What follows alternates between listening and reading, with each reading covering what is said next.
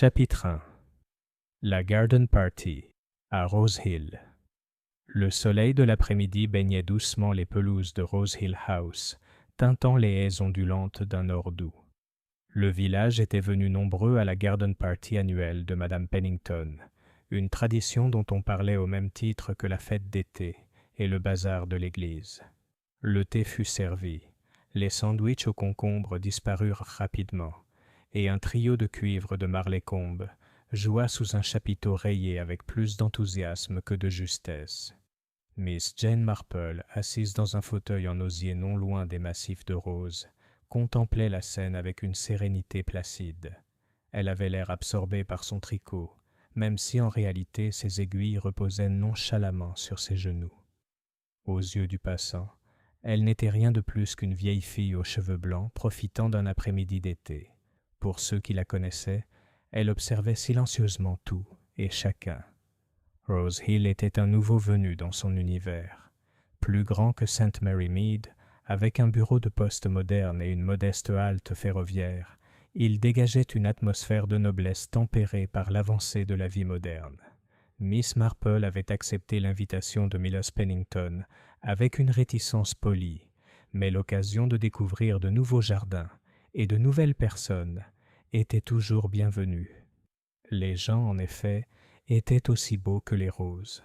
Le docteur Lionel Cavendish, le jeune médecin du village, parla avec animation au vicaire d'un sujet qui poussa ce dernier à consulter sa montre à plusieurs reprises. Madame Pennington elle-même allait d'un groupe à l'autre, donnant des ordres à ses domestiques, tout en arborant un sourire radieux à ses invités. Au bout de la pelouse, mademoiselle Marple remarqua un inconnu en costume sombre, visiblement étranger au village, qui discutait avec sérieux avec le major Westcott, un officier à la retraite amateur de Sherry. « Il y a foule cette année », murmura madame Witherby, une dame corpulente en soie mauve, installée dans le fauteuil à côté de mademoiselle Marple. « Bien sûr, on ne connaît jamais la moitié des gens.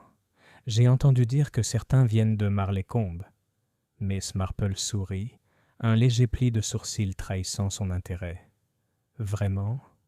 C'est très agréable pour madame Pennington d'élargir son cercle. » Mais madame Witherby se pencha plus près, baissant la voix. « Agréable peut-être ? Pourtant j'ai toujours dit, et je ne le retire pas, que lorsque des étrangers s'immiscent parmi nous, on n'est jamais trop prudent. » Ces paroles se sont révélées étrangement prémonitoires. À peine le trio de cuivre s'était-il lancé dans une valse entraînante qu'une agitation éclata près de l'aile de la bibliothèque. Une servante hurla. Plusieurs messieurs traversèrent précipitamment la pelouse. Madame Pennington elle-même laissa tomber une assiette d'éclairs sur le chemin de gravier en poussant un cri. Lorsque la foule se dispersa, Miss Marple aperçut la silhouette décharnée d'un homme étendu juste derrière les portes-fenêtres.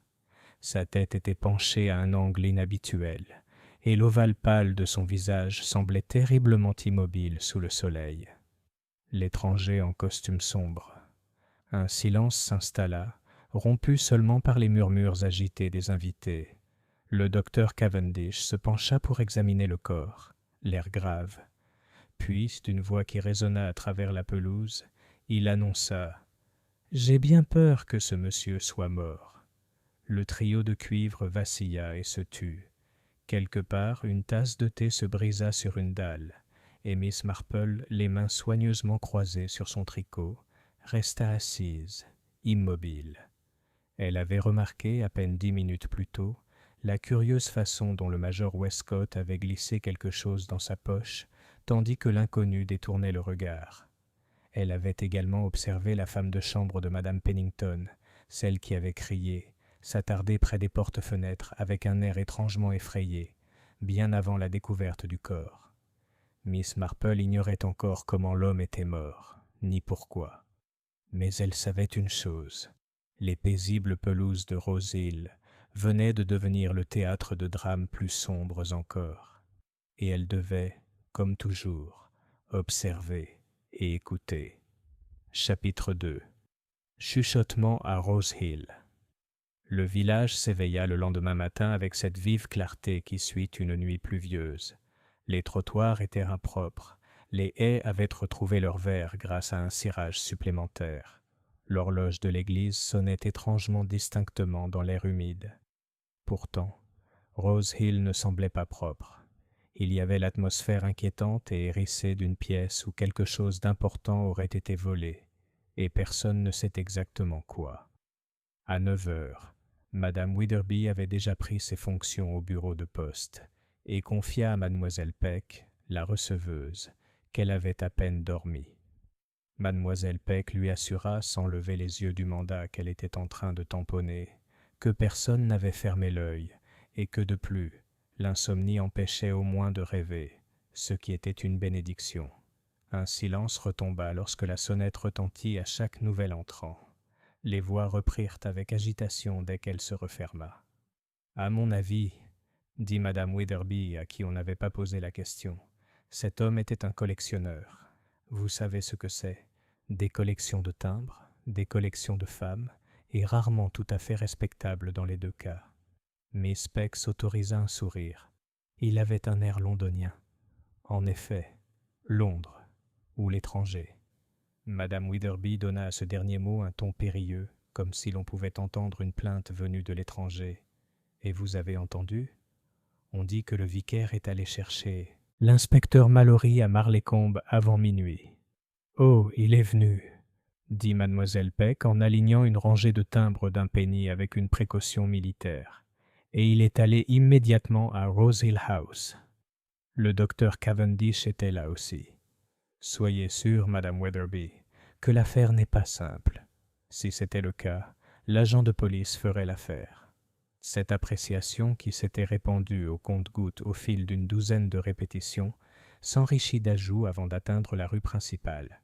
À 9h30, au moins 2 personnes pouvaient affirmer avec certitude que le mort avait été poignardé. Ce n'était pas le cas. 3 autres qu'il s'agissait d'un poison. Personne ne le savait. Et presque tout le monde qu'il s'appelait Edmond ou Edward, ou quelque chose de similaire, avec un nom de famille qui sonnait comme Avery, lorsqu'il était prononcé derrière une main. Miss Marple, qui n'avait rien à faire, alla poster une lettre. Le lendemain d'une agitation, elle avait toujours soif d'air frais. Elle marchait le long de la route bien entretenue longeant la verdure, s'arrêtant pour admirer une bordure de delphinium particulièrement imposante. Elle avait écrit à son neveu Raymond, très brièvement, « Un triste incident lors d'une garden party. Vous sourirez de sa bêtise. Je vais bien. » Elle n'avait pas expliqué cette bêtise. C'était une remarque personnelle, non pas sur le défunt, dont la mort était indigne de rire, mais sur l'avarice particulière du mal, qui dépensait une vie pour si peu, et la jugeait économique.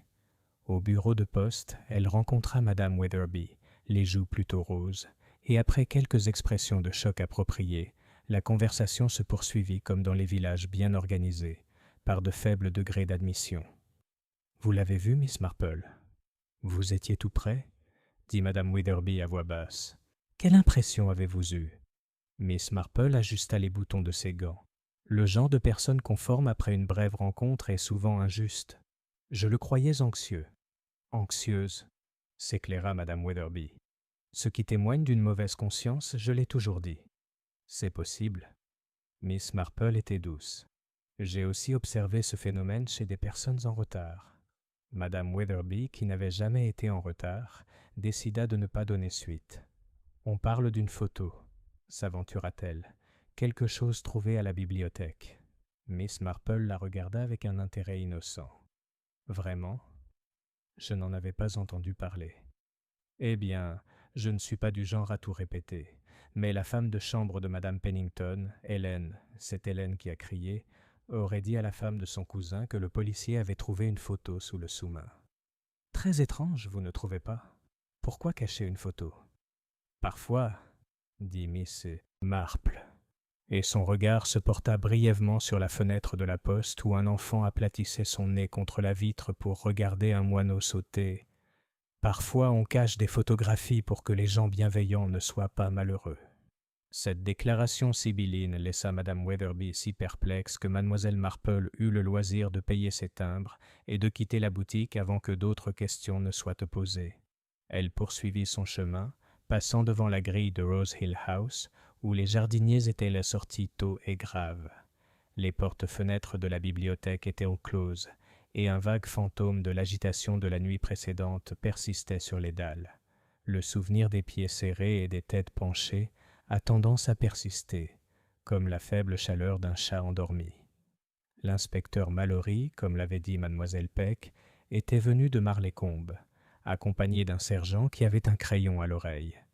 L'inspecteur était un homme corpulent, au visage pâle et à la politesse déterminée, la seule à laquelle les villageois accordaient leur confiance.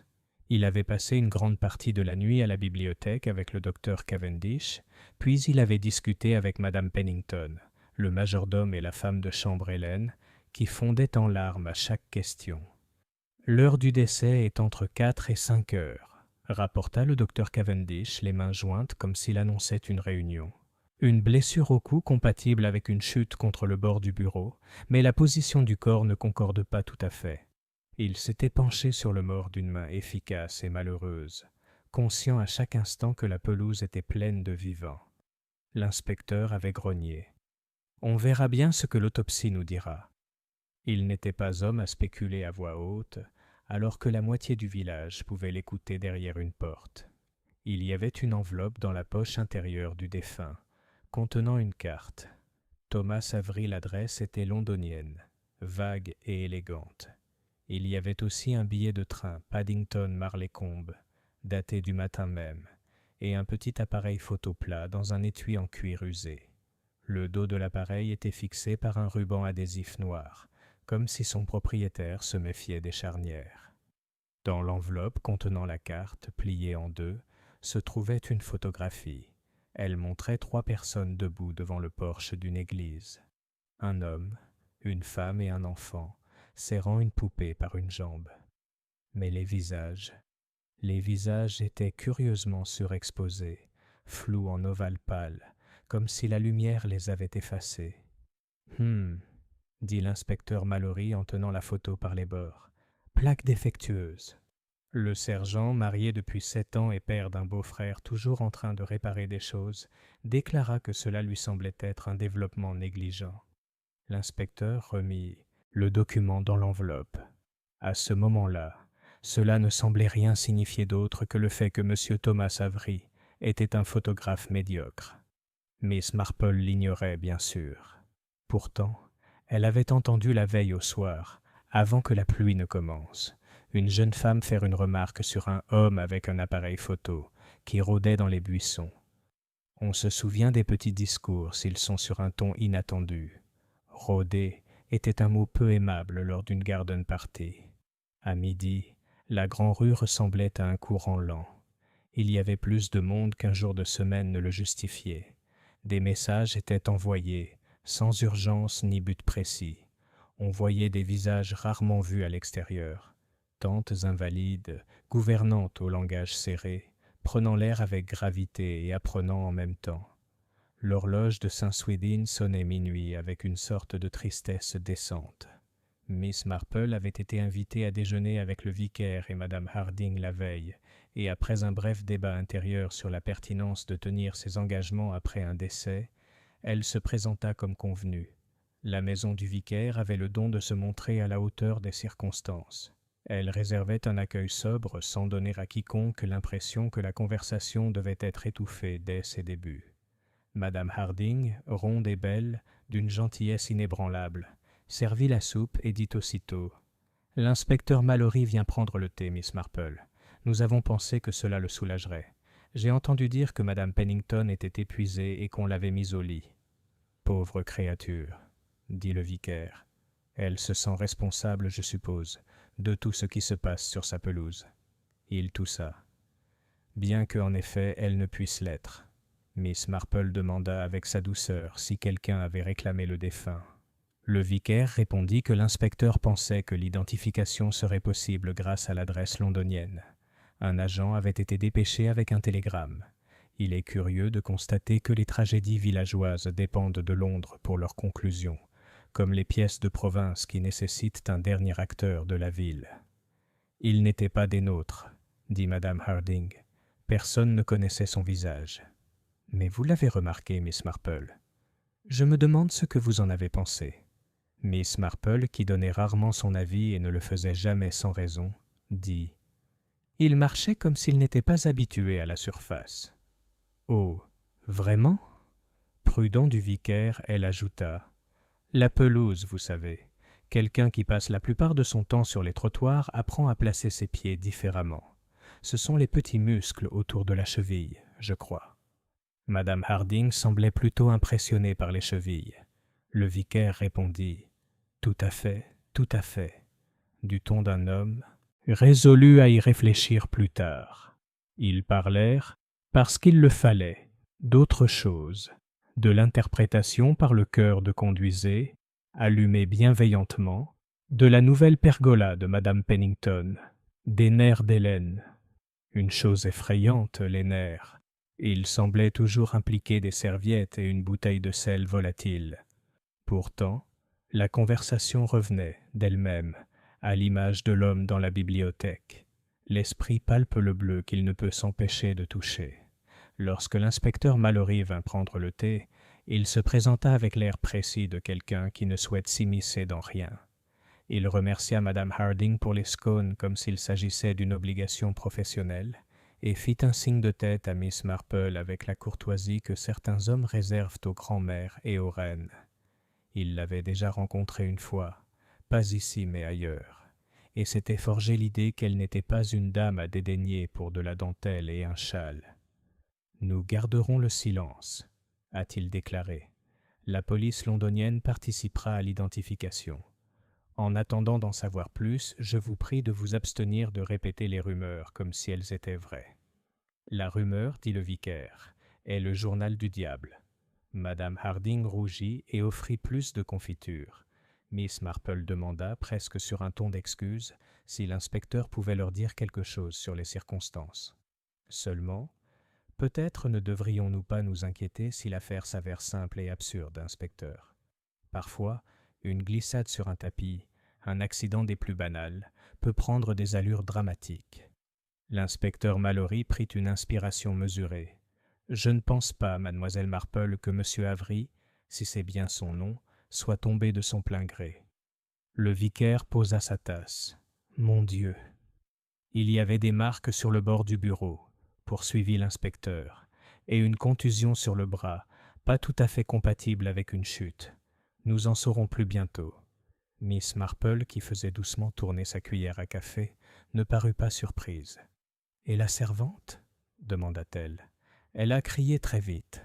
Les yeux incolores de l'inspecteur Mallory se posèrent sur elle avec intérêt. « C'est vrai. » Une personne qui crie avant d'être certaine de ce qu'elle a vu a soit un tempérament particulier, soit une alarme préalable, observa Miss Marple. J'aimerais savoir lequel. Moi aussi, dit l'inspecteur pensivement. Il ne partageait cependant pas tout. L'appareil photo et la photo, celle aux ovales pâles, il les gardait pour le moment dans sa poche.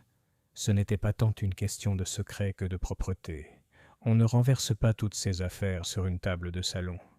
Après son départ, et après que le vicaire eut repris avec fermeté le sujet de l'hymne de la chorale, mademoiselle Marple demande si on lui permettrait une petite liberté. Une promenade à Rose Hill plus tard. J'aimerais voir les portes de la bibliothèque en plein jour. Madame Harding parut troublée un instant, puis rassurée en ne voyant qu'une dame frêle et âgée resserrer un peu les cordons de son chapeau. En fin d'après-midi, après que le vicaire eut rédigé un mot de condoléance sur du papier rigide et que Madame Harding eut trouvé un chapeau pour se protéger de la pluie, car le ciel menaçait d'une nouvelle averse, Miss Marple se dirigea seule vers Rose Hill House. Il existe une façon de se déplacer qui n'attire pas l'attention. Elle l'avait perfectionnée dans les jardins depuis longtemps. Un valet de pied, habitué à la voir au thé et aux brocantes, laissa son regard glisser sur elle comme on voit un rouge-gorge et on l'oublie aussitôt. Les portes-fenêtres étaient verrouillées, mais la vitre révèle des choses à un regard fixe. La bibliothèque, au-delà, ressemblait à celle que l'on trouve après une agitation. 2 chaises déplacées, un abat-jour légèrement de travers, un livre laissé ouvert sur le devant, comme s'il était pris d'une soudaine honte. Sur les dalles extérieures, la pluie avait déposé un léger vernis sur les éraflures de la veille. Miss Marple s'agenouilla. Il est surprenant de constater la souplesse des vieilles dames, et examina un étroit sentier qui menait du gravier aux dalles. Les traces de talons étaient non profondes, l'orteil léger. Elle les suivit d'un doigt ganté et, au bout d'un instant, sourit de sa propre bêtise. On pourrait trop parler des empreintes de pas. Elles ont trompé plus d'un homme intelligent.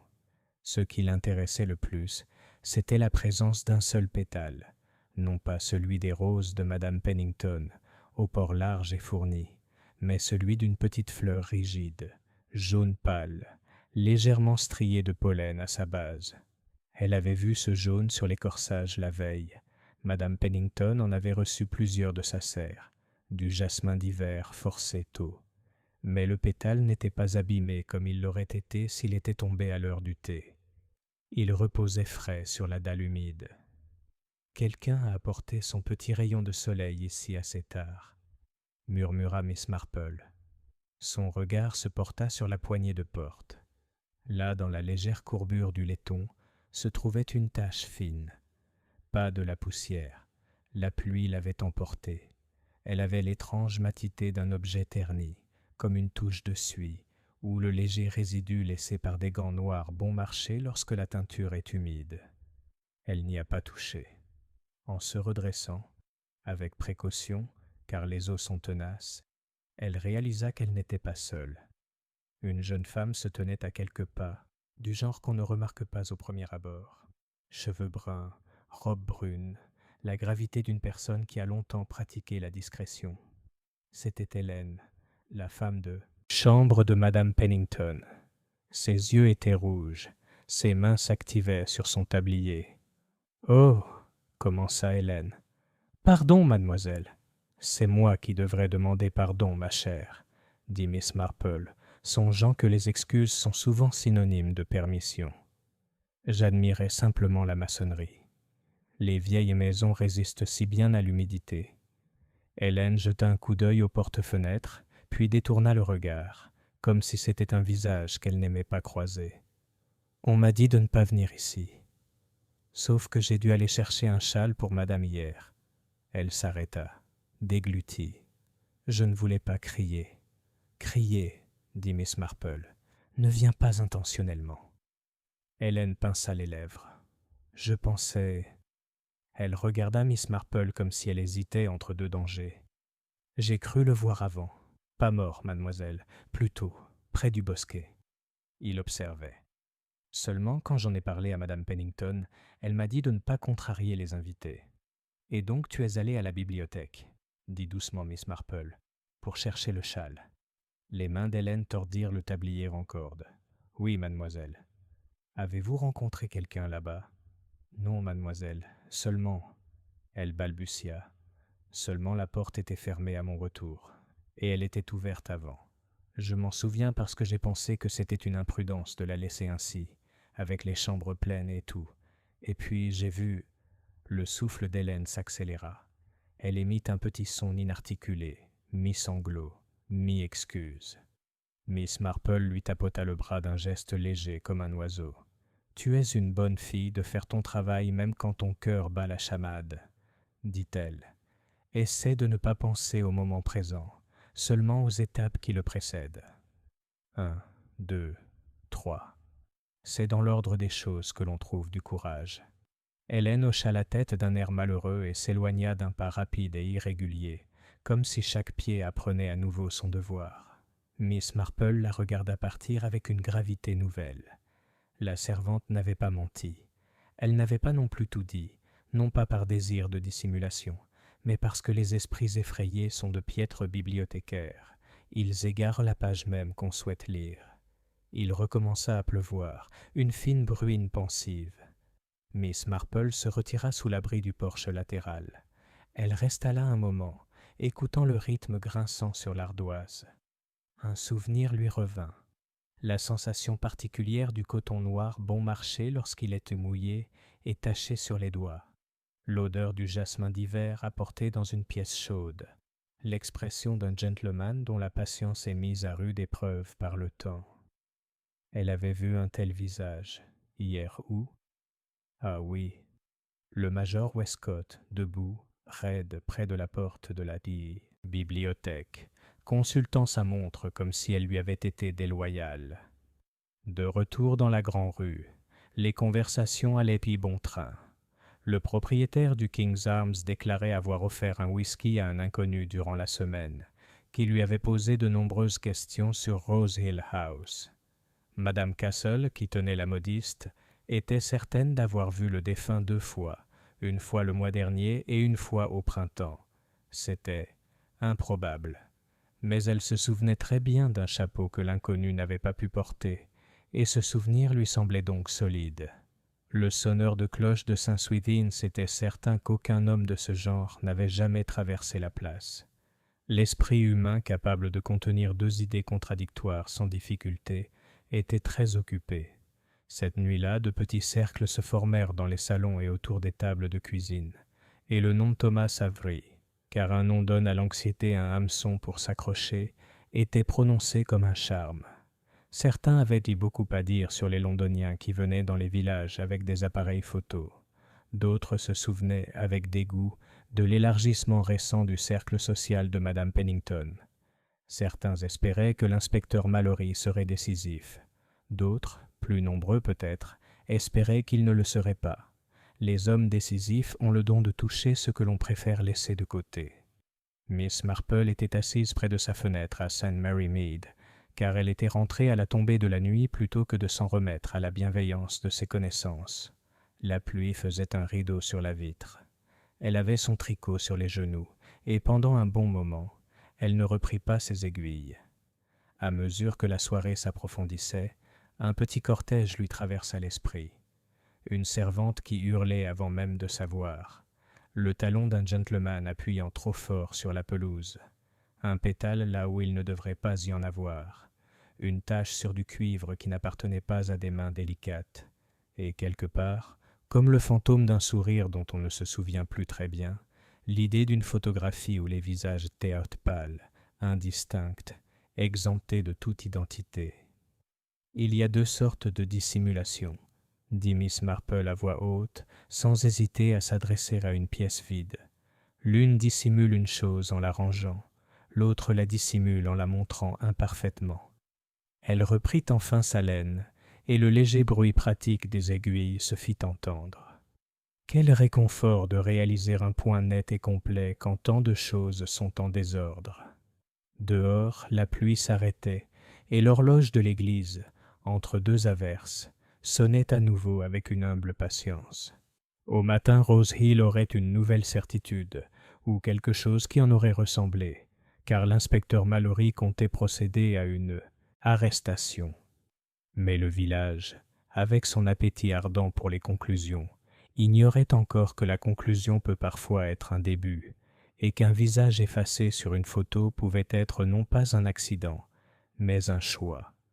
Miss Marple, qui avait beaucoup vu et peu oublié, restait assise, immobile.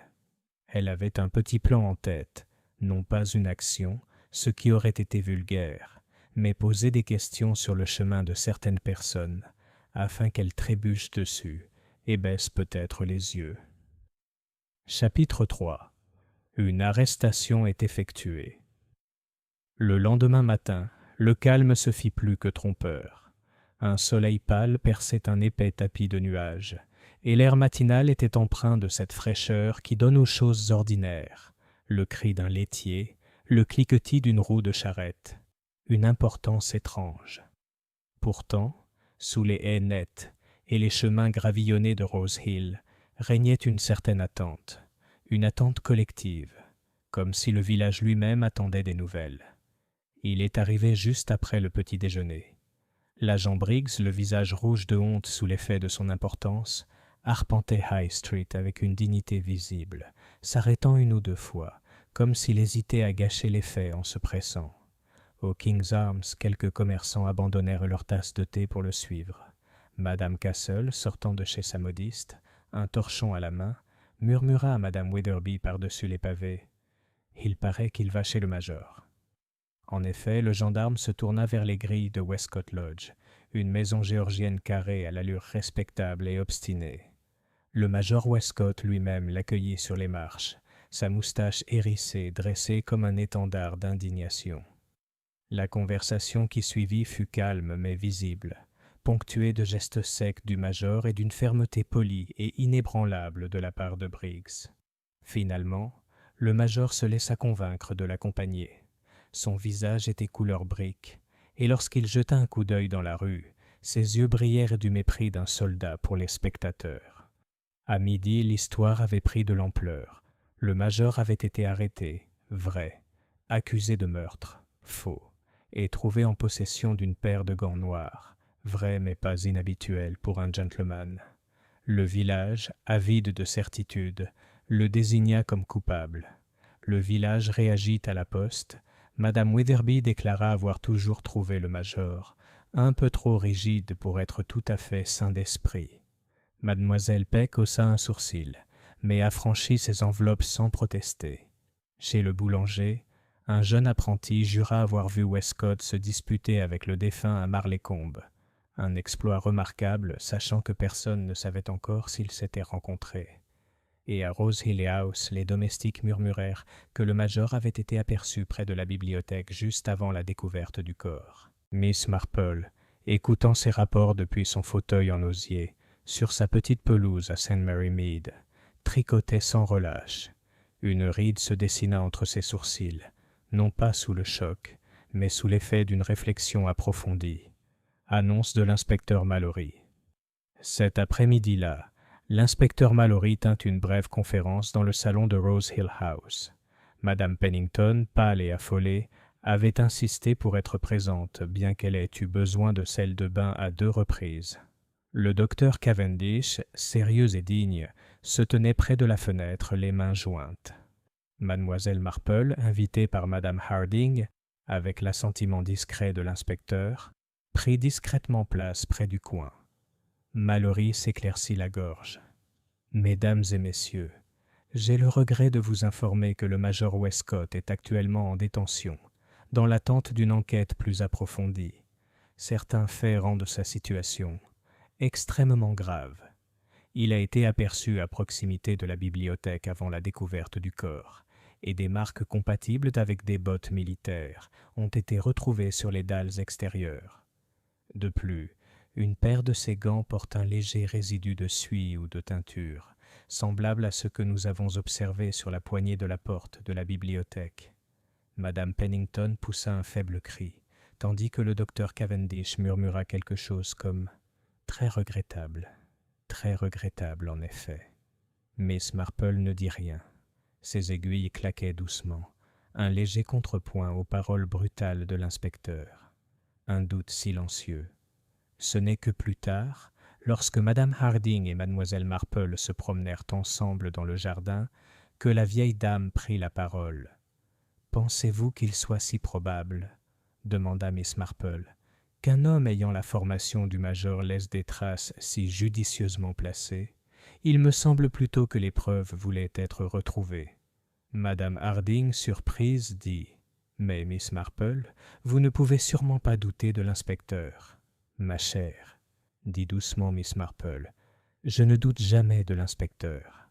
C'est un homme excellent, mais j'ai connu bien des circonstances fortuites et bien des gentlemen qui ciraient leurs bottes chaque soir, jusqu'à ce qu'elles brillent.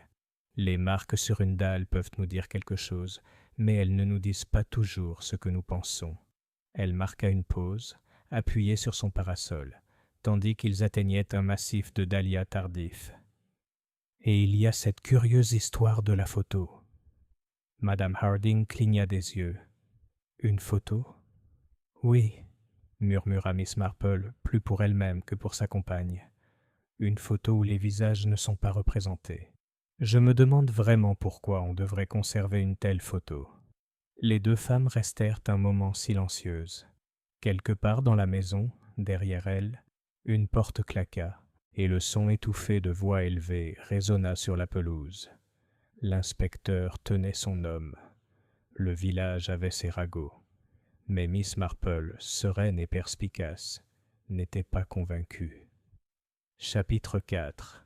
Les ombres derrière la respectabilité. L'arrestation du major Westcott, au lieu de faire taire les esprits, ne fit que les multiplier. Dans les villages, le silence est rarement synonyme de suspicion. Il engendre plutôt une douzaine de petits murmures qui s'insinuent dans les haies et les rideaux des salons, enflant jusqu'à paraître plus importants que les faits.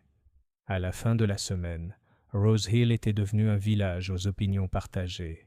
La moitié croyait le major coupable, l'autre moitié trouvait cela absurde et monstrueux. La détresse de Madame Pennington à Rose Hill House, Madame Pennington s'était réfugiée dans sa chambre. Sa femme de chambre, Hélène, monta les plateaux et revint les yeux rouges et les lèvres pincées, déclarant que Madame ne mange que du bouillon et pleure sur le Times. Certains pensèrent que ce chagrin provenait de l'horreur suscitée par un meurtre commis sous son toit. D'autres insinuèrent une raison plus personnelle. Madame Pennington et le major avaient été autrefois proches, et le scandale de sa chute la frappa au cœur autant que sa réputation. Miss Marple, écoutant Hélène avec bienveillance, ne posa aucune question directe, mais conserva l'information.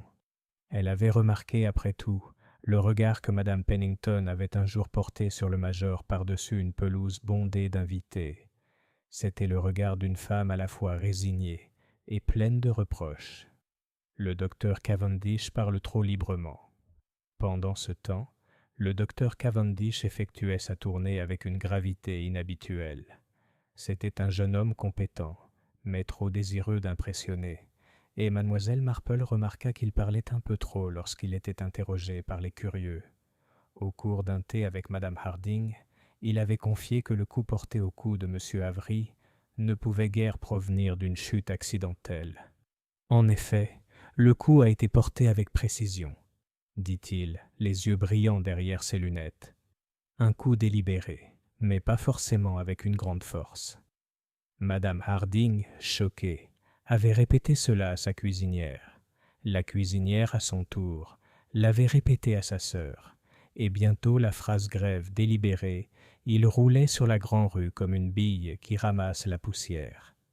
Miss Marple, cependant, songea que peu d'hommes du village possédèrent les connaissances anatomiques nécessaires pour porter un coup fatal précisément au bon endroit. C'était, pensa-t-elle, un acte plutôt spécialisé. Les secrets du jardin du presbytère. Un soir, alors que le crépuscule tombait doucement sur les pelouses, Miss Marple se promena dans le jardin du vicaire.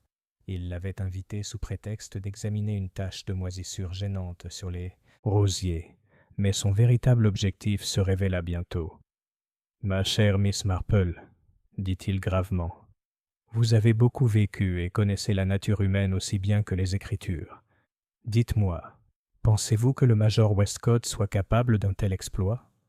Miss Marple toucha une feuille de sa main gantée. « Capable, peut-être. Nombreux sont ceux qui le sont, compte tenu du moment. Mais probable, vicaire. Je n'en suis pas convaincu. » Il soupira. « Moi non plus. Pourtant, j'avoue avoir entendu des rumeurs. » Elle le regarda, attendant. Le vicaire hésita, comme s'il répugnait à se salir les lèvres. Il y a des années, on parlait de dettes, de cartes peut-être, et du regretté mari de madame Pennington, mécontent des fréquentes visites du major. Miss Marple hocha la tête pensivement. Oui, dette, orgueil et amour déçu, ce sont de vieux compagnons, mais ils ne mènent pas toujours au meurtre. Parfois, ils se contentent de s'asseoir à table et de rendre l'atmosphère désagréable. La confession de la servante.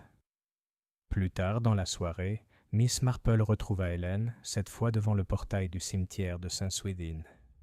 La jeune fille était pâle à la lumière des lampes, serrant son châle contre le froid. « Oh, Miss Marple, dit-elle presque à voix basse, ils diront que j'ai fait une bêtise, mais il faut que je le dise à quelqu'un. La photo, celle qu'ils ont trouvée, je l'ai déjà vue. Avant, ma chère ? Oui, à la bibliothèque il y a une semaine. Monsieur Avery, si c'est bien son nom, est venu demander à voir madame, mais elle n'était pas là. Il a attendu, et je l'ai vu le sortir de sa poche et le fixer, comme s'il l'effrayait. Puis il l'a remis. Je n'y ai pas prêté attention jusqu'à ce que... Elle s'interrompit avec un frisson. Miss Marple la regarda avec douceur. « Vous avez bien fait de me le dire. Les photographies peuvent être très curieuses. Parfois, elles en disent trop, et parfois, trop peu. » Hélène semblait déconcertée, mais semblait soulagée par le calme de la femme plus âgée.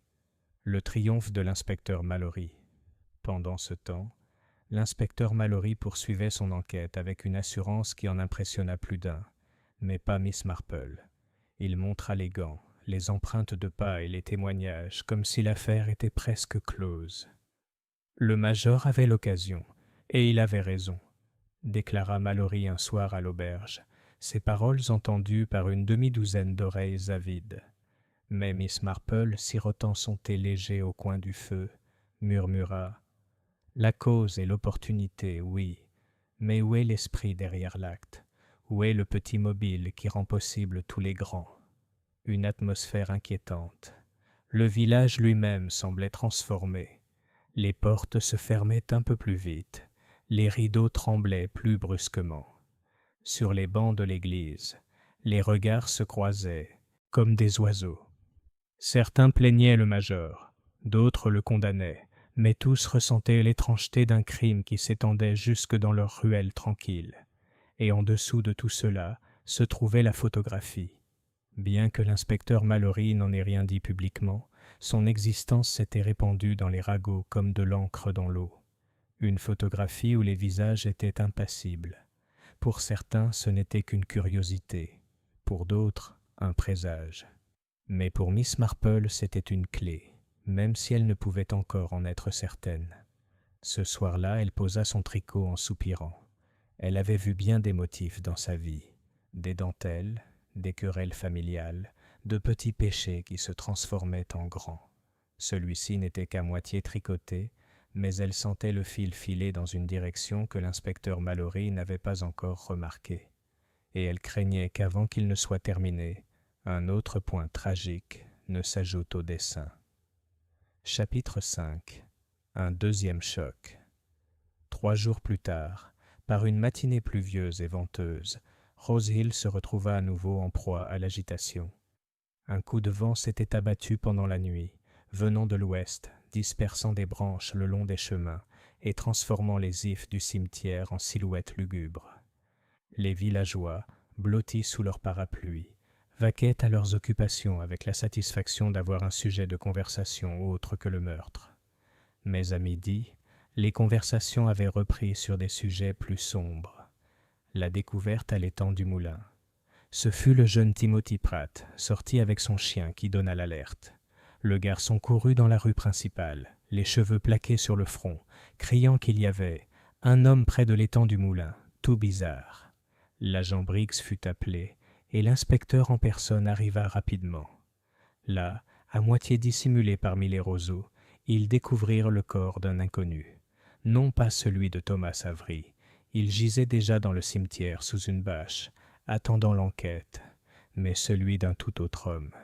Son manteau était trempé, ses poches vides, et son visage portait l'expression indéniable de la violence subie. La nouvelle se répandit plus vite que les nuages. Un second décès, si proche du premier, était plus qu'une simple coïncidence. Pour certains, cela prouvait sans l'ombre d'un doute que Rose Hill était maudit. Pour d'autres, c'était simplement la confirmation qu'un crime, une fois commis, arrive rarement seul. Le dilemme de l'inspecteur Mallory. Cet après-midi-là, dans le salon du King's Arms, l'inspecteur Mallory s'exprimait avec une profonde lassitude. La nouvelle victime, annonça-t-il, était identifiée par des initiales cousues sur sa chemise. H.T. On pensait que l'homme était Harold Tebbit, un voyageur de commerce connu à Marleycombe et dans les environs. Ce qui m'inquiète le plus, dit Mallory, c'est le lien entre cet homme et Feu, monsieur Avery. Tous deux londoniens, tous deux à Rose Hill dans des circonstances peu compréhensibles, et tous deux morts dans la semaine. Dans un cas, il pourrait s'agir d'un accident, même si je n'y crois pas. Dans l'autre, il s'agit d'une intention délibérée. Les villageois hochèrent la tête, les yeux écarquillés.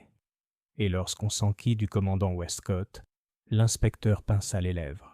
« Le commandant est toujours en détention, » dit-il, mais je ne dis pas que ce deuxième décès est de sa faute.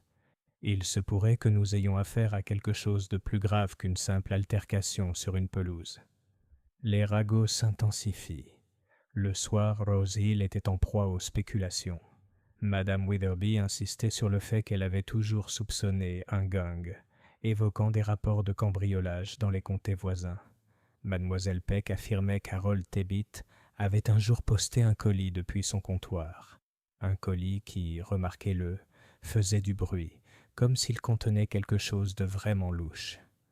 À l'auberge, le propriétaire jura avoir vu Avery et Tebbit ensemble 15 jours auparavant, mais personne ne parvenait à s'accorder sur le fait qu'il s'agissait d'une conversation amicale ou d'une dispute plus ou moins sérieuse. Même le vicaire, habituellement un homme d'un optimisme placide, avoua à Miss Marple qu'il se sentait mal à l'aise, très mal à l'aise, ajoutant qu'il verrouillait maintenant la porte de la sacristie avec une diligence inhabituelle. Les observations de Miss Marple elle-même s'étaient rendues à pied cet après-midi-là à l'étang du moulin. Elle s'était tenue à un peu de distance, son ombrelle levée contre la bruine, et avait observé les roseaux se courber sous le vent.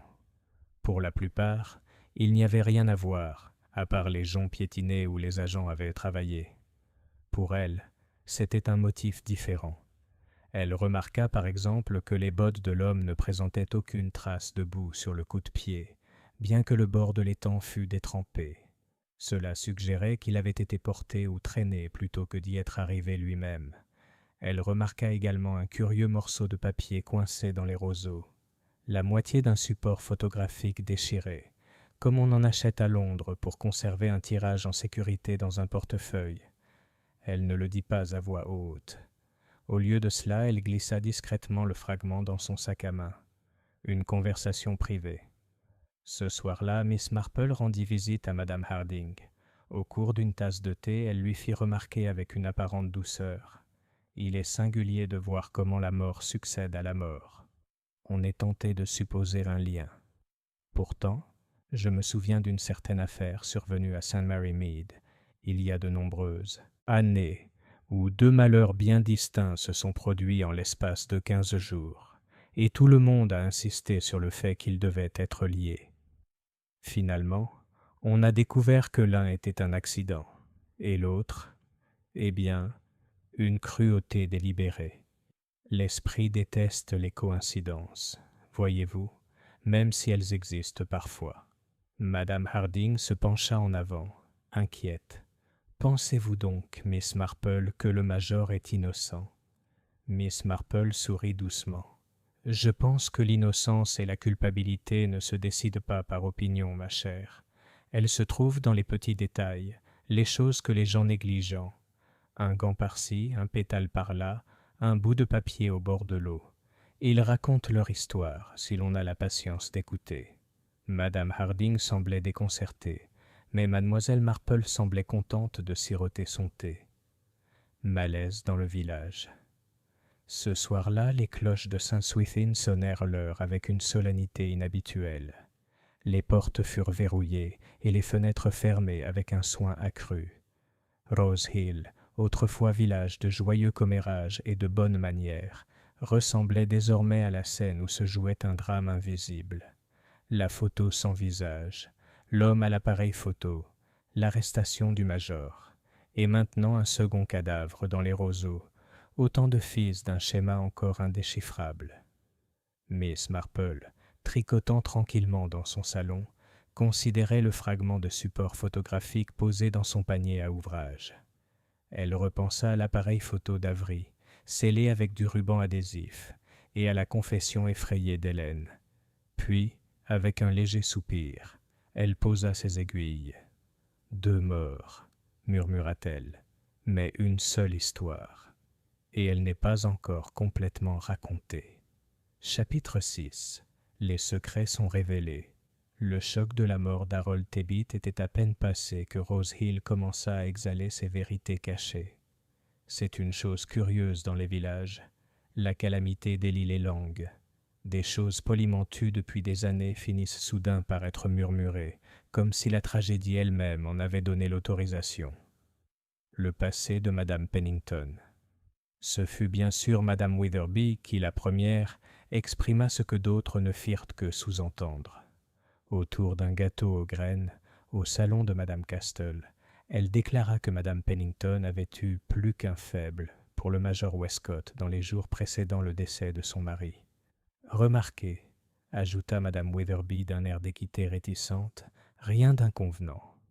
Mais elle l'invitait quand même à prendre le thé plus souvent que d'habitude, et son défunt mari, le colonel Pennington, n'approuvait pas. « Oh, je l'ai vu à sa mâchoire crispée. » Madame Castle pinça les lèvres. « Et maintenant, le colonel étant parti depuis 5 ans, le major a peut-être pensé à renouer avec eux. Imaginez si M. Avery avait été au courant. Sinon, pourquoi rôder à Rose Hill avec son appareil photo ?» Cette remarque, agrémentée de nombreux hochements de tête, se répandit rapidement. Bientôt, la moitié du village accepta comme un fait avéré qu'Avery était venu faire chanter madame Pennington avec une photographie indiscrète. L'étrange photo au visage impassible, bien que personne ne l'eût vue, devint le symbole d'un scandale dissimulé, les finances du docteur Cavendish. Pendant ce temps, l'inspecteur Mallory découvrit un autre fil conducteur. Une enquête menée à Marleycombe révéla que le docteur Cavendish vivait bien au-delà de ses modestes moyens. Les factures de la pharmacie étaient alors restées impayées. Un prêt bancaire avait été discrètement accordé. Un soir, au King's Arms, l'inspecteur confia au propriétaire que le nom du jeune médecin avait même été associé à des investissements spéculatifs à Londres. Un homme avec le goût du risque, selon les termes de Mallory. Lorsque cette nouvelle parvint au village, elle fut accueillie avec un mélange de déception et de délectation. La respectabilité, une fois fragilisée, ne ressemble plus jamais à la même, et Miss Marple, entendant l'histoire racontée par madame Harding, se contenta de murmurer « Oui, il est remarquable de voir combien de fois les gentlemen malchanceux aux cartes ou au placement se retrouvent soudainement à court d'argent. » La peur d'Hélène. Pendant ce temps, la servante Hélène pâlissait de jour en jour. Elle se confia une fois de plus à Miss Marple, qu'elle rencontra par hasard devant le cimetière. « J'y ai beaucoup réfléchi, mademoiselle, » murmura Hélène en enroulant ses mains dans son châle. « Cette photo, je sais que ce n'était pas n'importe qui. J'en suis sûre, même si les visages sont tout blancs et flous. Je crois que c'était ici, à Rose Hill, ce Lychgate sur la photo. Je l'ai traversé maintes fois. » Miss Marple la regarda avec douceur. « Oui, ma chère. Elle ressemble à notre propre portail, n'est-ce pas? Et si c'est le cas, on pourrait se demander qui étaient ces 3 personnes debout là, les traits si curieusement effacés. » Hélène frissonna. « Ça me fait peur, mademoiselle. C'est comme si on ne voulait pas les voir, comme si leur visage avait été volé. » Miss Marple posa une main bienveillante sur le bras de la jeune fille. « Courage, mon enfant. Les choses cachées finissent toujours par éclater au grand jour, souvent plus tôt qu'on ne le pense. » La révélation du vicaire. Le soir même, le vicaire rendit visite à mademoiselle Marple, le visage grave. « Je me sens obligé, dit-il, de vous dire quelque chose qui pourrait avoir un rapport avec cette affaire. Il y a quelques semaines, un monsieur, que je crois maintenant être monsieur Avery, est venu me voir après la messe. Il m'a posé des questions sur les affaires du défunt colonel Pennington. Des questions curieuses, mademoiselle Marple. Sur l'argent et sur son testament. » Miss Marple le regarda avec un intérêt serein. « Et qu'avez-vous répondu, vicaire ? » « Je lui ai seulement dit que le colonel avait laissé sa veuve confortablement installée, ce qui est le vrai. Mais j'avoue que j'étais mal à l'aise.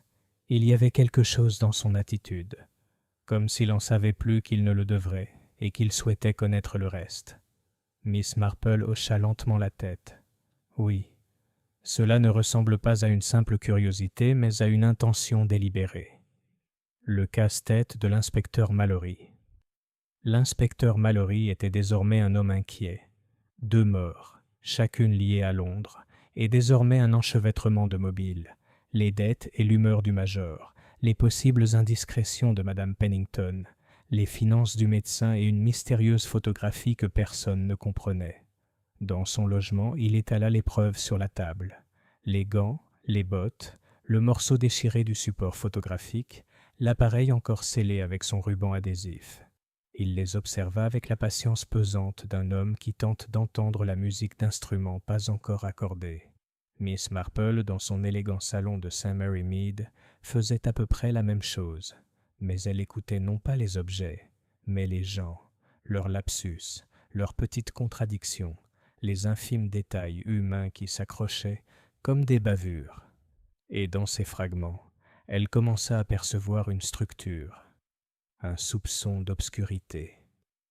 On ignorait encore qui avait porté le coup fatal dans la bibliothèque, ni qui avait laissé Harold Tebbit flotter parmi les roseaux. Mais il était clair pour Miss Marple que ces deux morts appartenaient à la même histoire. Une histoire de fierté, d'argent et de quelque chose de bien plus sombre. La suppression délibérée de visage d'une mémoire qui n'aurait pas dû être effacée. Tandis qu'elle pliait son tricot et le rangeait soigneusement, elle pensa « Oui, le passé fait pression sur le présent, et ceux qui ont tenté de le cacher découvrent à quel point la vérité peut être tenace. » Chapitre 7. Un coup de couteau. Pendant plusieurs jours après que le corps d'Harold Tebbit eut été retiré de l'étang du moulin, Rose Hill vécut dans une sorte d'attente inconfortable. La pluie était passée, laissant l'air vif et pur, mais la luminosité n'était pas réjouissante. Les rideaux tremblaient plus fréquemment, les courses s'étiraient, et la rue principale semblait vibrer d'une question que personne n'osait formuler directement. Quand cela se reproduira-t-il ? Une visite de Londres. La réponse arriva de façon inattendue. Tard un matin, une voiture entra à vive allure dans le village et s'arrêta devant Rose Hill House. De la voiture descendit un homme mince, aux cheveux noirs, vêtu d'un costume de ville. Il portait une mallette en cuir et affichait une assurance qui suggérait à la fois éducation et autorité. L'inspecteur Mallory l'accueillit à la grille. Le nouveau venu se présenta comme étant Monsieur Granger, un notaire londonien. Il était venu, dit-il, pour représenter la succession du défunt colonel Pennington. Il présenta des lettres, agita vivement les lettres de créance et demanda un entretien privé avec Madame Pennington. La nouvelle se répandit comme une traînée de poudre. Un notaire de Londres.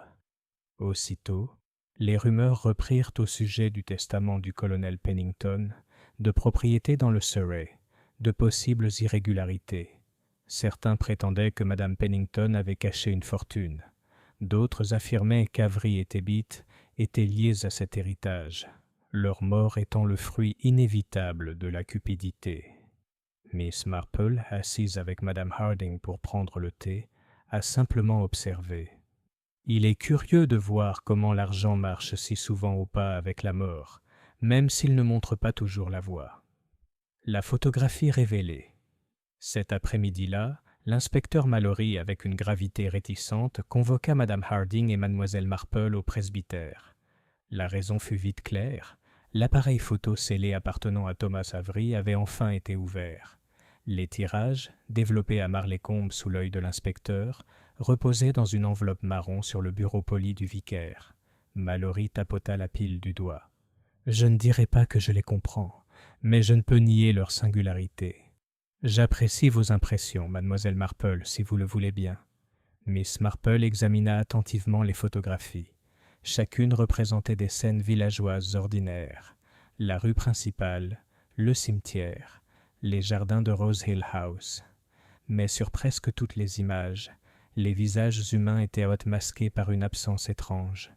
Parfois c'était une tache d'un blanc éclatant, parfois un flou, comme si le sujet avait changé. Seuls les contours des corps subsistaient, tête, épaules, posture, mais jamais de visage. Madame Harding poussa un petit cri. « Quelle horreur ! On dirait des fantômes. » Miss Marple déposa délicatement les tirages. « Ce ne sont pas des fantômes, ma chère, simplement des photographies volontairement gâchées. Si l'on voulait préserver l'image de personnes sans leur identité, on ne pouvait pas faire mieux. » Mallory fronça les sourcils. « Mais pourquoi souhaiterait-on ça ?» Miss Marple sourit faiblement. « Pour garder une trace, inspecteur, mais pas pour attirer l'attention. » Une alarme de minuit. C'est cette nuit-là que le drame se produisit. Vers minuit, les villageois furent réveillés par des cris provenant de Rose Hill Lodge, la résidence du major Westcott. Bien que le major lui-même fût enfermé à Marleycombe, sa maison n'était pas vide. Son domestique, le vieux Jenkins, était resté pour veiller à l'ordre. Jenkins fut retrouvé hébété et ensanglanté par un coup à la tête. Le bureau avait été saccagé, tiroirs ouverts, papiers éparpillés, coffre-fort forcé. Mais le plus curieux était ce qui avait été laissé derrière. Un album photo, ouvert sur le tapis. Ces pages étaient remplies de portraits de groupes d'années passées, dîners régimentaires, gardes en partie, scènes de chasse. Pourtant, sur plusieurs pages, les visages avaient été soigneusement grattés à la lame. L'inspecteur Mallory, debout, l'air sombre, au milieu des débris, murmura « Voilà le lien. Des photos, toujours des photos. » Le reflet silencieux de Miss Marple. Lorsque Miss Marple apprit la nouvelle le lendemain matin, elle ne fut pas surprise. Après tout, elle soupçonnait depuis longtemps que les photographies étaient au cœur du mystère. Assise avec son tricot dans le petit salon ensoleillé de son cottage, elle réfléchissait. On supprime un visage d'une photo pour une seule raison, empêcher qu'il soit reconnu ultérieurement. Autrement dit, ceux qui sont derrière ces morts redoutent davantage le souvenir du passé que la découverte du présent. Ses aiguilles claquaient doucement, et elle pensait au regretté colonel Pennington, aux dettes et aux indiscrétions, au visage blême de Madame Pennington, aux spéculations secrètes du jeune médecin. Elle pensait aussi à la voix effrayée d'Hélène. « Je connais Lychgate. Je l'ai traversé maintes fois. » Le tournant. À ce stade, même l'inspecteur Mallory admettait que l'affaire contre le major Westcott s'effondrait. « Il est peut-être colérique, » grommela Mallory, « mais il n'est pas assez fou pour jouer de tels tours. » Le major fut discrètement libéré, mais les villageois, une fois certains de sa culpabilité, eurent du mal à changer d'avis. La révélation se répandit, troublante et palpitante. Le tueur était toujours en liberté. Pire encore, il était revenu à Rose Hill Lodge à la faveur de la nuit, assez audacieux pour frapper à nouveau. Et Miss Marple, avec son regard doux et son sourire patient, comprit que la situation avait changé. La fausse piste était close. La véritable histoire commençait seulement à apparaître. Chapitre 8. Le filet commence à se resserrer. La libération du major Westcott fit plus de bruit que son arrestation.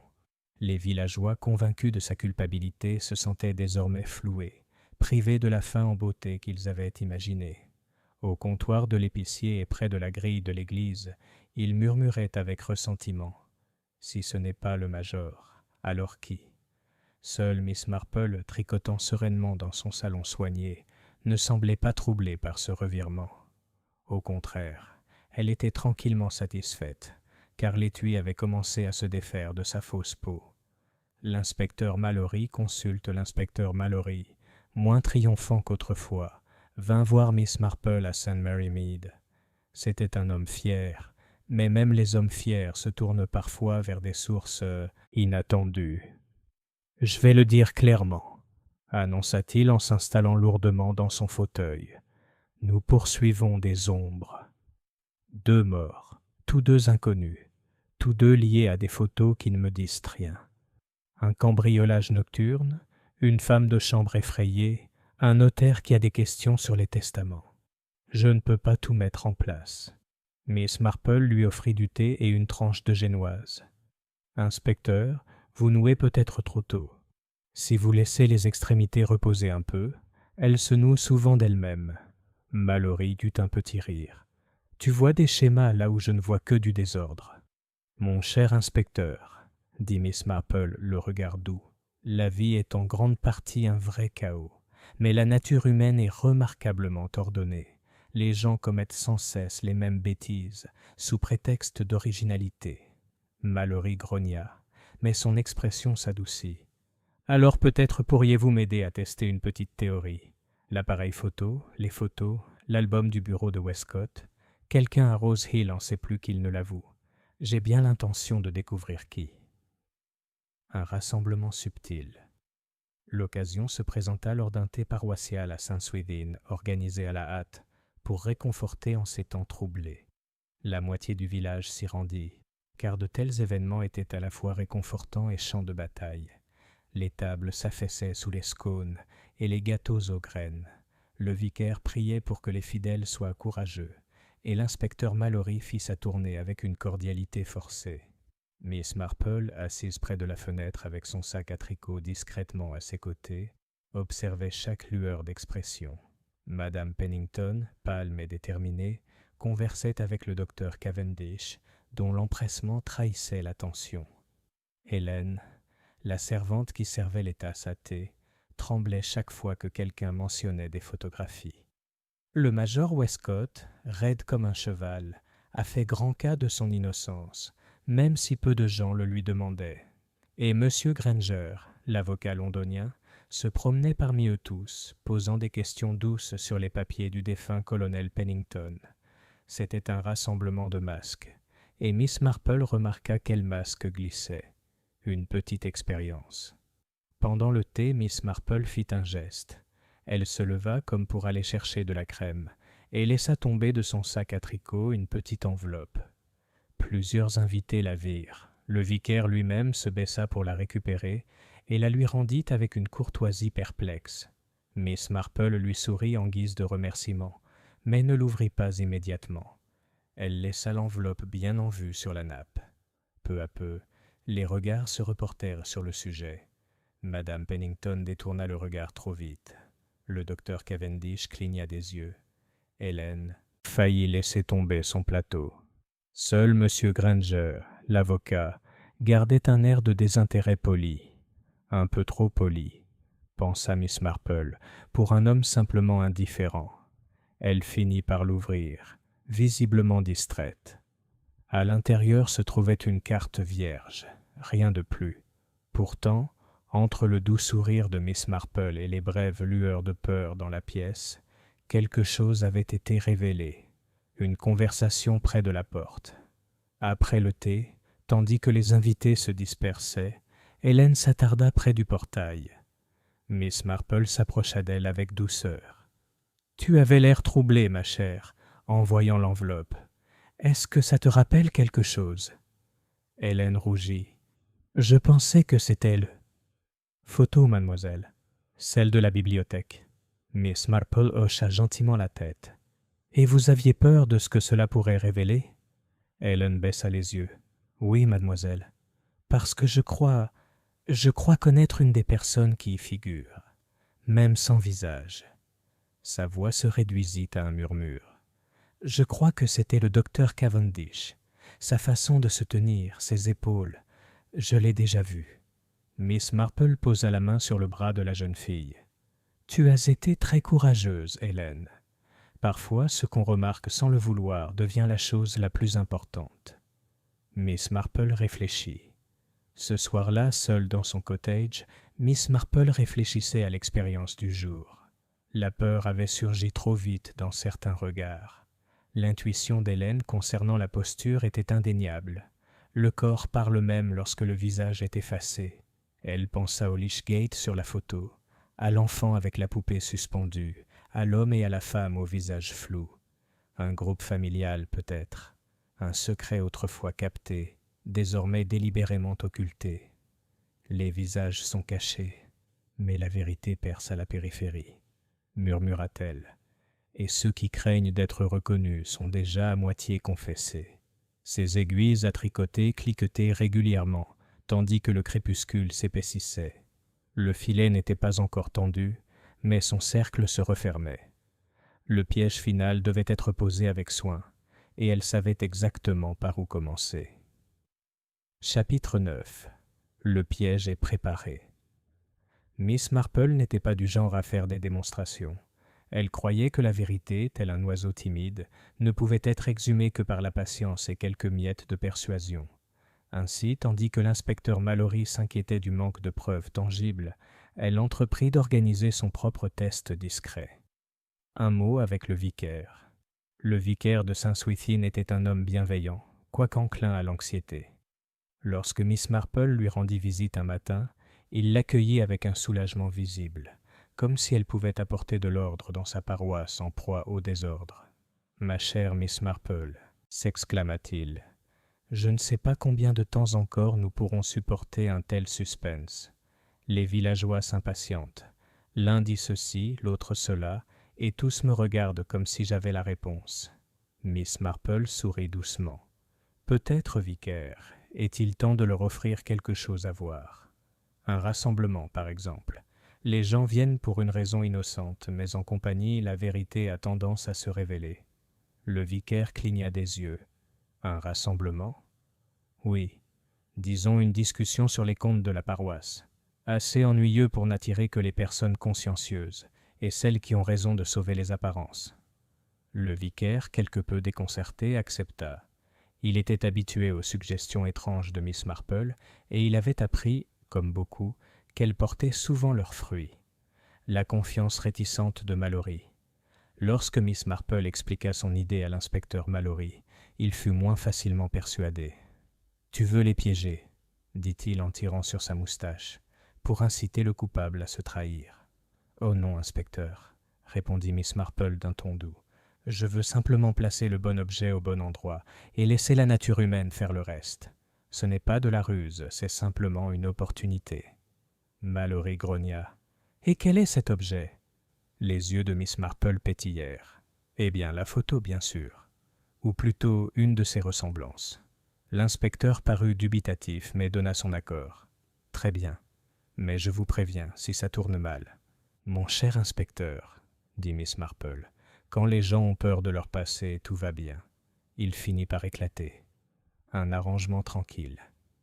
Cet après-midi-là, Miss Marple rendit visite à un photographe à Marleycombe, et avec un tact délicat, le persuada de réaliser une copie du tirage flou d'Avery. Elle demanda un léger agrandissement, afin que les silhouettes sous le porche paraissent plus distinctes, sinon de visage. Le résultat, bien que toujours fantomatique, soulignait l'inclinaison des épaules d'un homme, la fermeture du bras d'un enfant, la ligne du chapeau d'une femme. Lorsqu'elle reçut le tirage, elle l'examina attentivement, hochant la tête pour elle-même. « Oui, » murmura-t-elle, « on peut nier un visage. On ne peut pas nier aussi facilement une posture, un geste, une attitude. Ce sont ces petites choses qui nous trahissent. » Le rassemblement au presbytère. 2 soirs plus tard, le salon du vicaire était rempli d'un cercle modeste. Madame Pennington, pâle et soigneusement vêtue, le docteur Cavendish, essayant de garder son calme mais trahissant son empressement. Le major Westcott, raide et plein de ressentiment. Monsieur. Gringer, courtois comme toujours. Hélène présente sous prétexte de servir le thé. L'inspecteur Mallory se tenait près de la cheminée, vigilant. Miss Marple était assise, près de la fenêtre avec son tricot, semblant tout à fait accessoire. Le vicaire, après quelques mots respectueux sur les comptes de la paroisse, céda la parole à Mallory, qui s'éclaircit la gorge et sortit la photographie agrandie. « J'ai ici, » dit-il, « une copie d'un tableau trouvé en possession de M. Avery. Peut-être que l'un d'entre vous pourra me dire qui sont ces personnages. » Il a déposé l'impression sur la table où tout le monde pouvait la voir. Les réactions. L'effet fut immédiat, et Miss Marple, sans en avoir l'air, remarqua chaque scintillement. Madame Pennington poussa un cri et pressa son mouchoir contre ses lèvres. Docteur Cavendish, je me suis penché en avant trop rapidement, puis je me suis assis en arrière avec un calme étudié. Major Westcott marmonna quelque chose dans sa barbe, détournant le regard. Monsieur Granger-Hill sourit faiblement, comme s'il était confronté à une énigme qui ne lui était pas accessible. Helen Hill laissa tomber le couvercle de la théière avec fracas. Le silence tomba, lourd et plein d'attente. Les aiguilles de Miss Marple claquèrent une fois, 2 fois, puis s'arrêtèrent. Elle leva les yeux avec cette expression douce qui dissimulait si souvent les pensées les plus aiguës. « N'est-ce pas remarquable, » dit-elle doucement, « que même sans visage, on puisse reconnaître les gens, leur façon de se tenir, de tenir un enfant, la coupe d'une veste. Autant de choses qu'aucun flou ne peut dissimuler. Les mains du docteur Cavendish se crispèrent sur les accoudoirs de son fauteuil. Le mouchoir de Madame Pennington trembla. Hélène resta figée sur place. L'inspecteur Mallory, bien que perplexe, sentit le changement d'air. La pièce était devenue une scène, et quelqu'un, il le savait, était sur le point de se trahir. Miss Marple attend. Elle n'insista pas. Elle laissa simplement le silence s'étendre, la photo bien en vue, le poids d'une reconnaissance muette pesant sur chacun. À l'intérieur, elle réfléchissait. Oui, la vérité est là. Il ne reste qu'un faux pas, un mot prononcé trop vite, un regard dans la mauvaise direction, et alors le filet se resserrera. Son regard, calme et bienveillant, se posa sur le groupe devant elle. Elle avait préparé le terrain. L'acte final allait commencer. Chapitre 10. Le glissement. Le salon du presbytère était silencieux. La photographie agrandie scintillait faiblement à la lumière des lampes. Tous les assistants semblaient captivés par son charme fantomatique. Le portail du presbytère se dressait. Les 3 silhouettes sans visage se tenaient silencieuses, et l'air vibrait du poids d'une reconnaissance muette. Miss Marple, ses aiguilles posées sur ses genoux, ne parlait pas. Elle se contentait d'observer. Après tout, elle avait pour habitude de laisser le silence agir là où les questions ne faisaient que susciter des défenses. Les premières fissures, Madame Pennington fut la première à hésiter. « Je ne peux pas le supporter, » murmura-t-elle en détournant le visage. « C'est odieux. Pourquoi garderait-on une chose pareille ?» Sa voix tremblait de plus que du dégoût. Il y avait de la peur en dessous. Le docteur Cavendish se pencha en avant, d'un ton trop brusque. « C'est juste un accident de développement. Aucune importance. Impossible de savoir qui ils sont. »« Ah, » dit doucement Miss Marple, « et pourtant vous semblez très sûr que ce n'est personne que nous connaissons. » Le médecin rougit. « Comment est-ce possible? L'image est gâchée. » Le major Westcott émit un grognement sec. « N'importe quoi, mec. Tout le monde voit bien que c'est une femme, un homme et un enfant. On dirait que... » Il s'interrompit, réalisant trop tard qu'il allait dire quelque chose de précis. Son regard se posa sur Madame Pennington, figée sur sa chaise. Le moment révélateur. Ce fut Hélène, la servante, qui laissa tomber le masque. Elle rôdait près du service à thé, pâle et tendue. Finalement, elle s'exclama. « Il est... Je vous l'avais bien dit, Miss Marple, c'est Rose Hill Leachgate. Je l'ai traversé tous les jours de ma vie. Et c'est le chapeau de Madame Pennington. Je le reconnaîtrai partout. » La pièce se figea. Madame Pennington poussa un cri et se releva à moitié. « Hélène, comment oses-tu » Mais c'est le docteur Cavendish qui se trahit. Il se releva d'un bond, renversant sa chaise, la voix rauque sous l'effet d'une fureur soudaine. « Tais-toi, ma fille. Tu ne sais pas ce que tu dis. » La véhémence de l'explosion était saisissante. Même l'inspecteur Mallory, lent à saisir les nuances, se raidit. Il fixa Cavendish d'un regard perçant. « Docteur, » dit-il lentement, « pourquoi les paroles de la bonne devraient-elles vous déranger autant, si la photographie ne signifie rien ?» Miss Marple parle. Dans le silence tendu, la voix calme de Miss Marple s'échappa, aussi calme qu'un ruisseau. « Voyez-vous, inspecteur, c'est toujours pareil. Les coupables ont peur d'être reconnus, même quand personne d'autre ne voit clair. Un enfant tient sa poupée d'une certaine façon. Une femme penche la tête exactement comme il faut. Et un homme, habitué à l'autorité, se tient droit. La posture, comme l'écriture, est très difficile à dissimuler. » Elle tourna son regard doux vers le docteur Cavendish. « Vous vous êtes reconnu, n'est-ce pas? Et en vous reconnaissant, vous vous êtes trahi.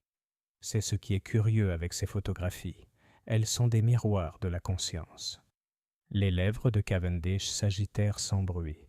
Son visage était devenu blanc. Madame Pennington enfouit son visage dans son mouchoir en sanglotant. La main de l'inspecteur Mallory s'avança et posa une main lourde sur l'épaule du jeune médecin. « Je pense, » dit-il d'un ton sombre, « que nous devrions poursuivre cette conversation à la gare. Cavendish essaya de le repousser, puis s'affaissa, vaincu. « Ça n'aurait pas dû se passer comme ça, » murmura-t-il, brisé. Avery a trop insisté. Et puis Tebbit, il a menacé. Ses paroles hésitaient, mais le mal était fait. Ce lapsus était devenu un aveu. Miss Marple réfléchit. Tandis que l'inspecteur emmenait Cavendish, Miss Marple reprit son tricot avec une précision délicate. Elle n'avait pas l'air triomphante, seulement pensive. « Ce sont toujours les petites choses, » murmura-t-elle, à moitié pour elle-même. « Pas les grandes passions, mais les petites trahisons de l'habitude. Un regard, un ton de voix, une attitude. On oublie que la vérité crie rarement. Elle murmure. » Et dans le salon, où la photographie était toujours posée sur la table, les villageois restés étaient assis dans un silence gêné, réalisant que la vieille dame tranquille au tricot avait vu ce qu'aucun d'eux n'osait regarder. Chapitre 11. La vérité expliquée. L'inspecteur Mallory, bien que ravi d'avoir sa prisonnière, n'était pas homme à se soucier des mystères non résolus. Ce soir-là, sur l'insistance de Madame Harding, il retourna au presbytère où Madame Pennington était assise, pâle et tremblante. Le major fronçait les sourcils dans un silence glacial. Hélène errait misérablement dans un coin, et Mademoiselle Marple tricotait avec sa sérénité habituelle.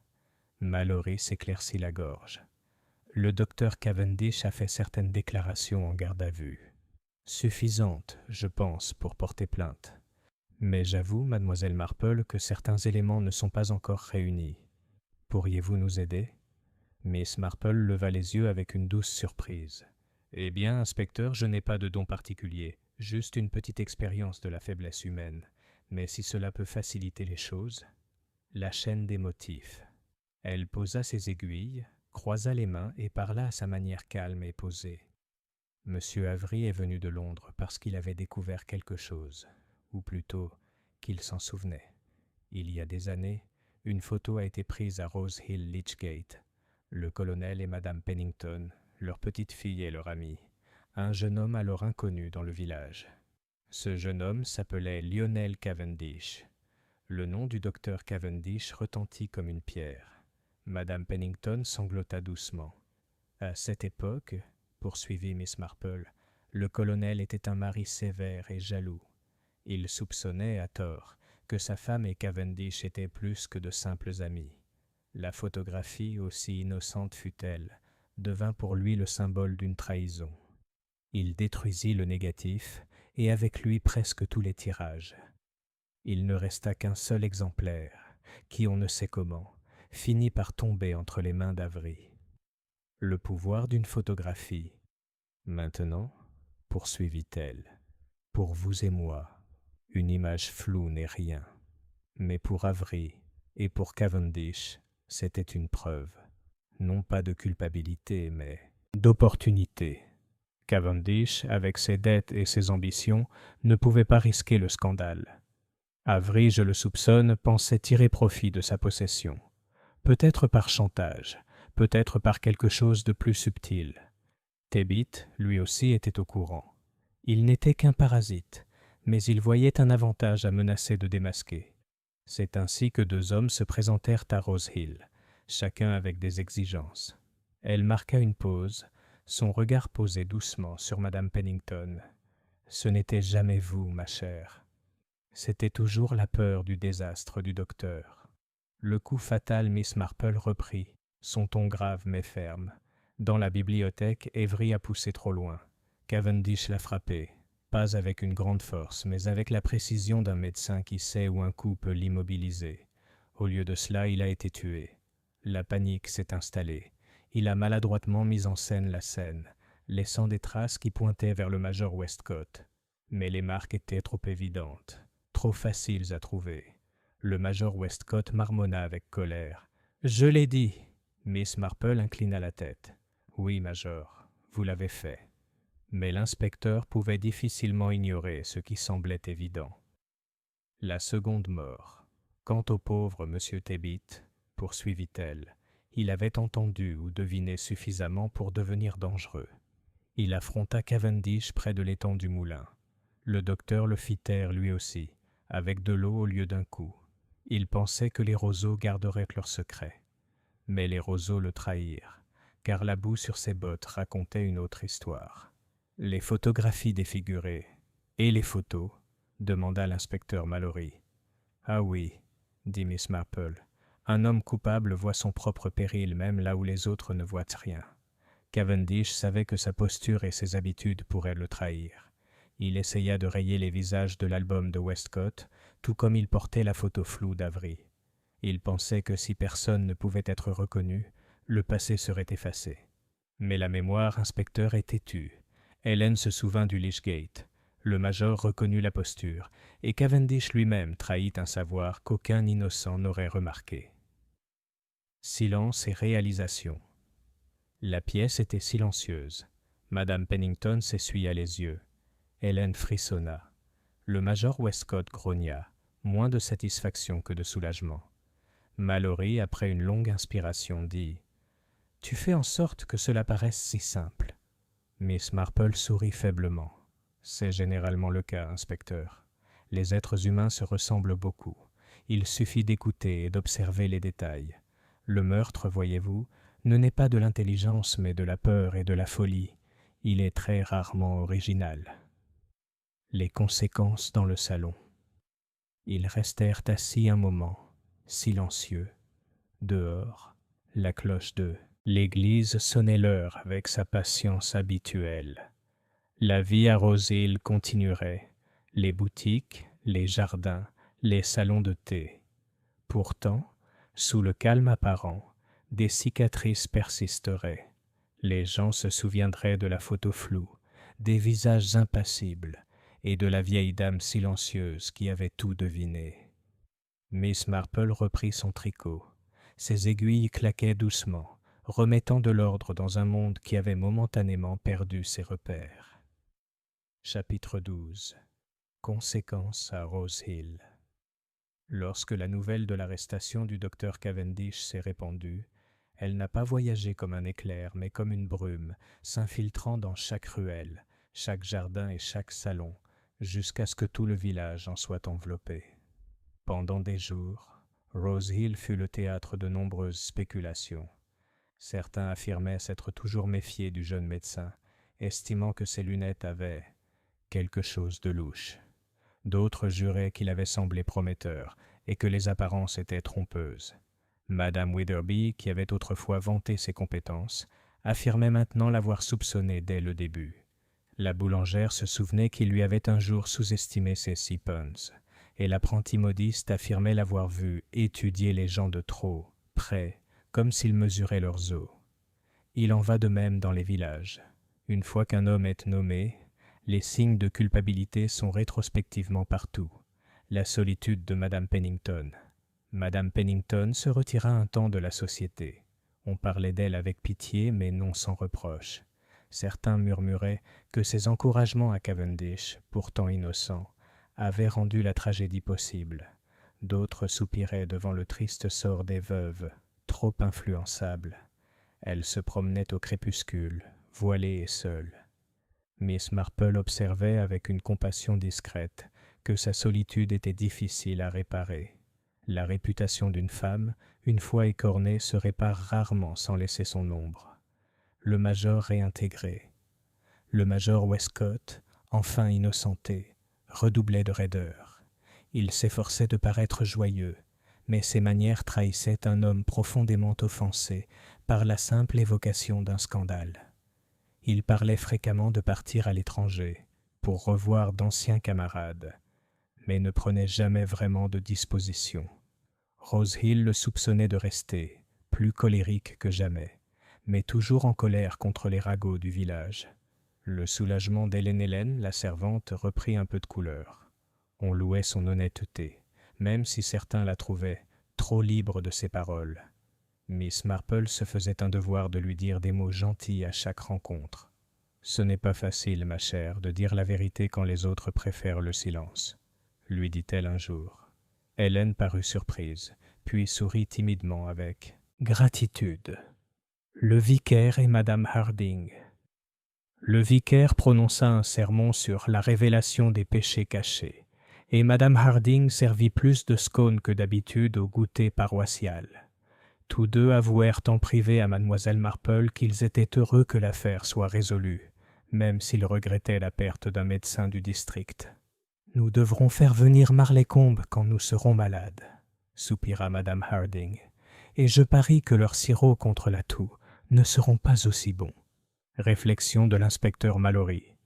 L'inspecteur Mallory revint à Marleycombe avec un profond respect pour mademoiselle Marple. « Elle a le don de remarquer ce que les autres ne voient pas, » fit-il remarquer à son sergent. « Un jour, je l'apprendrai moi-même, même si je doute d'en avoir la patience. » Il rédigea un rapport qui s'attardait davantage sur ses enquêtes officielles que sur ses observations, mais dans ses notes privées, il lui accordait tout le crédit.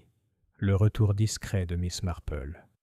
Quant à Miss Marple, elle retourna à St. Mary Mead sans faire de bruit. Elle dit seulement à sa femme de chambre que cette visite avait été très fatigante, et passa plusieurs jours dans son jardin à s'occuper de ses rosiers et de ses chrysanthèmes. Les voisins, qui demandaient des détails sur l'affaire, ne recevaient guère plus qu'un sourire aimable et une remarque. « La nature humaine, vous savez, est à peu près la même partout. » Le soir, elle tricotait au coin du feu, heureuse de laisser le village retrouver son calme. Pourtant, de temps à autre, lorsque la lumière de la lampe vacillait sur ses aiguilles, elle pensait à la photo floue et au visage qu'elle n'aurait jamais dû voir. Une dernière réflexion. Les photographies s'effacent, songea-t-elle un jour à voix haute dans son salon vide. Mais la vérité, elle, ne s'efface pas.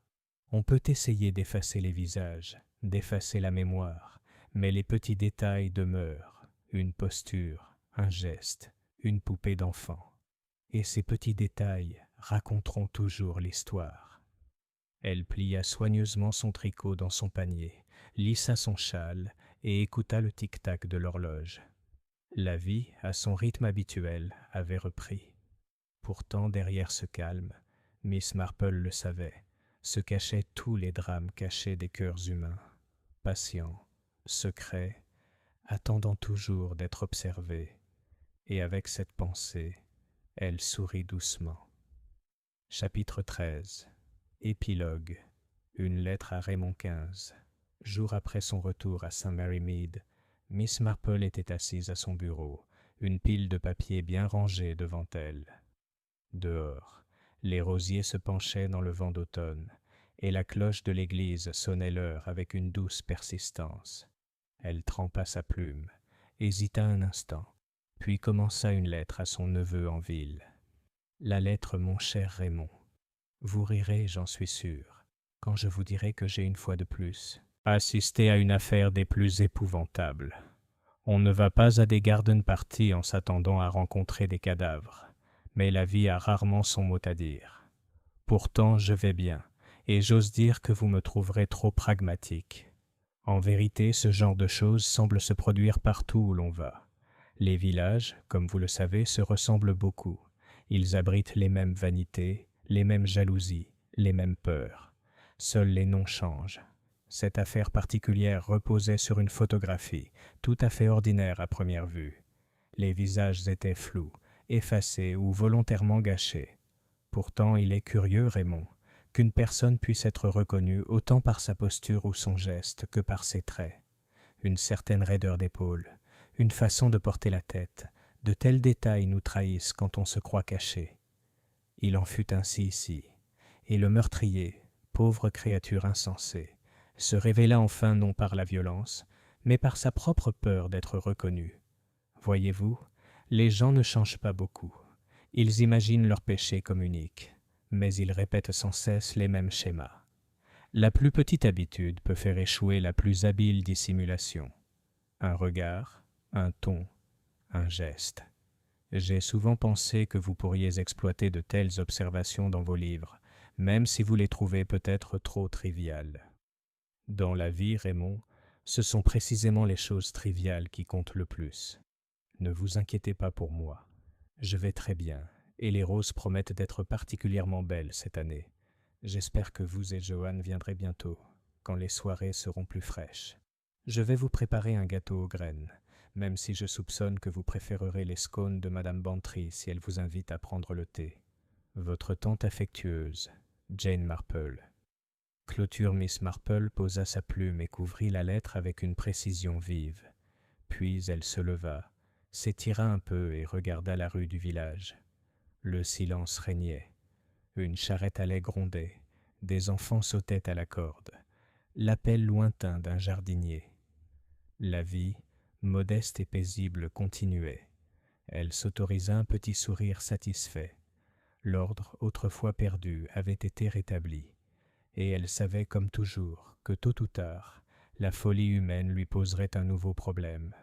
En attendant, il lui restait ses roses, son tricot et sa surveillance silencieuse du monde. Chapitre 14. Note du lecteur.